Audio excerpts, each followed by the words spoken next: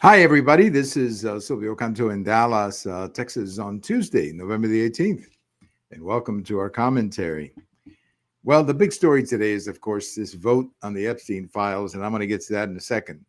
But I do want to direct you to my post at the American Thinker today, where I wrote about Chile and the elections down in Chile, which the elections turned out to be a huge day for the right in Chile and a very bad day for the left. As I mentioned in my last video, there were 6 or 7 candidates running. I don't know why they have that many candidates, but they do. But anyway, so they went into the election. The top 2 are going on to the runoff. The problem for the left is that the lady from the left who came in first, she got 26% of the vote.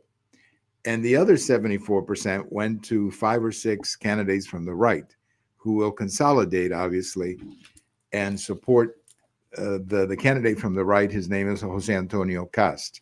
So this is a huge victory.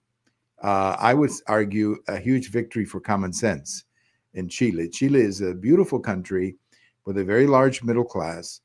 And, the left has not governed Chile correctly, especially this guy from the left, who's the current president, who kind of has more in common with Mandani. He's not a total socialist like Mandani, but it has a lot of those ideas that just absolutely don't work. So I think Chile is off to a better position. They're going to have the runoff in 4 weeks, and then Jose Antonio Cast will be the president. I don't know how long it takes for him to be inaugurated, probably the first of the year. And then I think Chile is going to be much better off. And when you take what's happening in Chile and you add to it Paraguay, Bolivia, Argentina, what I think is going to happen in Colombia next year when they have elections and the candidate from the right is also going to win. And then you have Maduro collapsing in Venezuela and Cuba. As Maduro goes, Cuba goes. So if Maduro goes, Cuba is not going to last too much longer. So that's good news. Good news for the people of Latin America, who I think have been very poorly served by some of these left-wing governments, who unfortunately, many of them have connections to the narco. And to some extent, that's part of the rejection of the left in Latin America, the problems that many of these narcos have brought to these countries, the violence and the lawlessness that goes on. So we'll see. But I'm optimistic. I'm very optimistic about what is happening in Chile and in Latin America in general. Well, as you probably know by now, there was a vote in the House. The Epstein files, I guess, are going to be released, all whatever number it is. Everybody voted for it. Only one person voted against it, I think, but it was, almost unanimous. And what is this all going to mean when it's all said and done? I don't know, because a lot of this information is never going to make it public because judges are not going to let it go public. Professor Dershowitz, who probably knows about this as much as anybody because he represented Jeffrey Epstein.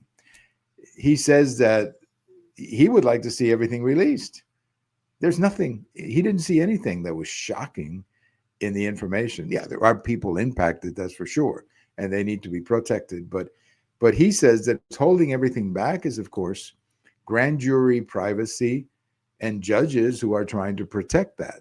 So we may never, ever get to see any of this anyway, because judges are going to hold it back, and that'll be another court battle. So I don't know what to say other than this whole Epstein thing was so politicized.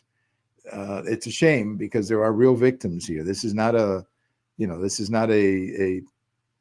crime without a victim. There are many victims, but the way it was politicized, I think, honestly makes me sick, because the Democrats were using it against Trump as a way of distracting the country from what just happened with the shutdown. And I think they were, all of a sudden they discovered the Epstein files. Well, the Epstein files were in the Biden administration. And I can guarantee you that if there had been information about Trump in those files, that would have been released. Somebody would have leaked it to the New York Times, and there would have been a front page article in the New York Times connecting Trump to one of these girls or whatever, and at the same time saying, "Look, this is based on people familiar with the situation." That never happened. So anyway, I hope everybody's happy now, and I hope that we can move on to more serious things. I'm not saying that what these girls went through and these people went through or families went through is not serious, but the way this was handled by the Democrats was not serious. And that's why I'm happy that this is all behind us. Everybody get their kicks. The information was released, and let it go after that. Well, there was a judicial opinion today holding back these Texas maps.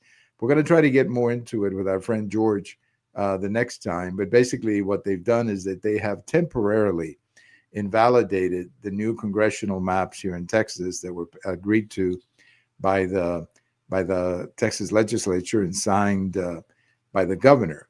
The governor and the attorney general are already appealing it. They're saying, hey, this is within our rights as a state to draw these maps. I happen to agree with that. And the problem is that if you do this opinion in Texas, what are you going to do in California? What are you going to do in Florida? They're doing their maps as well. Indiana, I think, just passed their own maps. Missouri just did their own maps. So everybody's doing their maps. And everybody's being motivated by politics.